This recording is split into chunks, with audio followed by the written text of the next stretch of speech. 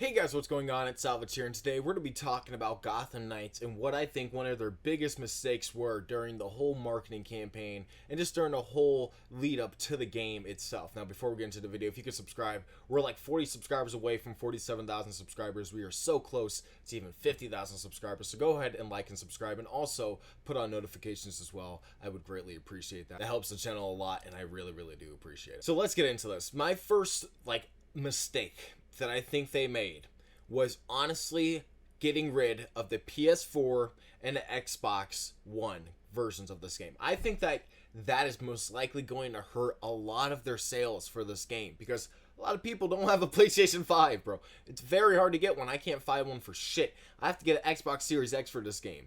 I don't like Xbox that much. You know, there's not a lot that I could really get into with the console, but like, whatever. I have to get one for this game. It's basically a necessity at this point. It's like $600 out of my goddamn pocket, but it's okay. It's necessary. I have to be the one to bring it to you guys and tell you what this game is like when it releases. And honestly, if it's fucking garbage, I'm gonna tell you it's garbage. If it's great, I'm gonna tell you it's great. But I will tell you the worst option that they fucking did during this whole thing was fucking getting rid of the last gen consoles. Like, that was probably something that put the little nails in the coffin. It didn't cement them. It didn't put all the nails in there, but it put a little bit of the nails in there, because now you have such a large player base not being able to play this game. Like, when I first released that one rant about the PlayStation 5, and I'm sorry, the PlayStation 4 and the Xbox One versions being canceled, I saw so many people fucking mad. And I don't think that's really changed in terms of at least public reception for what they did with the last gen consoles. And, you know, it's not like it's such a bad thing, right? Like, they've been working on this game since the beginning of 2017. And, like, around that time, I guess they can say that, yeah, they were probably focusing on next gen in some ways. Not maybe like 100% on next gen.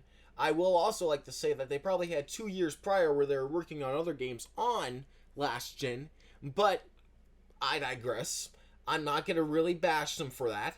But, you know, seeing that they did 9 years without even putting a game, they don't have a single game with their name on it in the PlayStation 4 and Xbox One era. And that's, like, embarrassing, is it not? Like, that kind of is fucked up, and that's really screwy. And I really wish that Gotham Knights was at least a part of that little list. But it's not. And honestly, whether it's like, if the quality of the game is very good and everything works out perfectly fine, like, props to them, right? But I think the problem here is sales. Like, a lot of people, again, don't have the PlayStation 5. I think a lot of people are going to buy a fucking Xbox One for the fucking Gotham Knights like I have to. I'm a YouTuber. I have to play the game for the fucking videos. I have to. Like, whether I like it or not, like, whatever my opinion is, I'm buying the fucking game, and I'm buying a console for the fucking game. A console that I don't want to buy, but I have to because the other console that I do want to buy isn't in stock. So, you know, there's a lot of people that are in that situation where they have to buy a different console to get this game, and like, I don't think PlayStation 4 owners are going to start buying PlayStation 5 soon. They have really no reason to.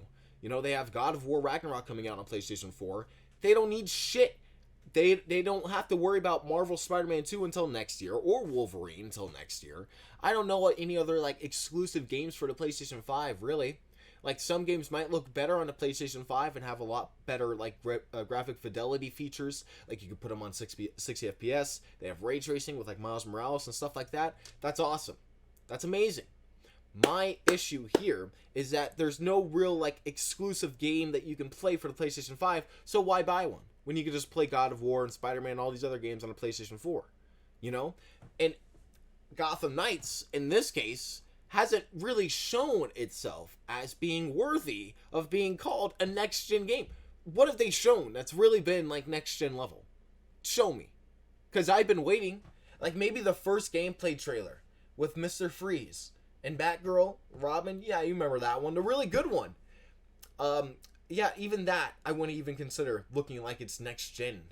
Like, there's nothing that stands out in terms of, like, impressive gameplay, visuals. And it looks good. It looks fun. Doesn't look next gen, if we're just being honest here. And like, I just don't want to bring it down, but like, man, I think this is gonna hurt the game a lot. Just having it be next gen only is just such a wild concept, in my opinion, for this game in particular. Like, holy shit. How does Santa Monica Studios make God of War Ragnarok on PlayStation 4? I get it, right? Maybe one less console, right? But, like, on PlayStation 4 and PlayStation 5 in 4 years, but WB Montreal couldn't do it in 9? They couldn't. They really couldn't? You see where I'm getting from my perspective? Like, does that really, exude confidence in the player base? No. That's like, the game can't work on next gen? Well, wow. What was all that work on the last gen consoles for then? Okay. But and another mistake is honestly doing this last minute marketing thing with IGN. Great idea doing the month thing, right? What they showed was okay, but I wouldn't even in the podcast I was doing with IGN, I wouldn't say that this was like, anything to be like taken aback by. I'm not like impressed by some of the marketing here, and I don't think it really sold a lot of people on the game. Just showed more of, what was kind of worrisome and some of what was good. And that's good. But here's the problem, is that you waited last second to do it, where your public reception's already down. It's not like it's going to, like, maybe it's going to help it a little bit, but it's not going to, like, save the game if people have already made up their mind in the last 2 months. Come on. God of War literally overshadowed them. Changed my mind. God of War with a 3-minute fucking trailer did more than what the Gotham Knights could do in a month with IGN. Am I wrong? Because in my opinion, blew it out of the water. God of War is like the top game right now that people are going to buy in the next few weeks. Or, I'm sorry, next month and a half. And Gotham Knights really didn't put itself in a good position by excluding itself to only 2 consoles and PC. And then, having a lackluster marketing campaign as well. So, I'm excited for this game. I'm really pumped to see what's going on. The story. I want to see how the gameplay feels in particular. And I think the gameplay is going to be really, really fun in a lot of aspects.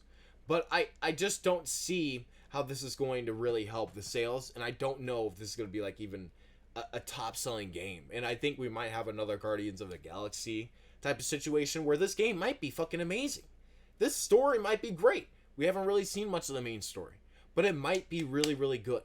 And if it is, and the gameplay is like, semi-decent, just fun, has a rhythm to it, it's actually going to do good. But in terms of sales, you've limited a lot of your potential player base. And I really want to see how this game sells compared to a lot of the other superhero games, and how it sells just go in general. Like, I want to see the first few weeks of the sales here, because in terms of next gen only, I don't know.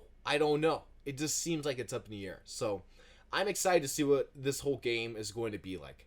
I'm excited to see where the sales are going to be like, and how everything kind of came together in the last 9 years. And I really hope that the devs get what they want in terms of public reception, and in terms of course, a good amount of feedback for the game if it's good. So we'll see what happens. Tell me what you guys think in the comments below. Don't forget to like, comment, subscribe for more videos in the future. And I'll see you guys in my next one.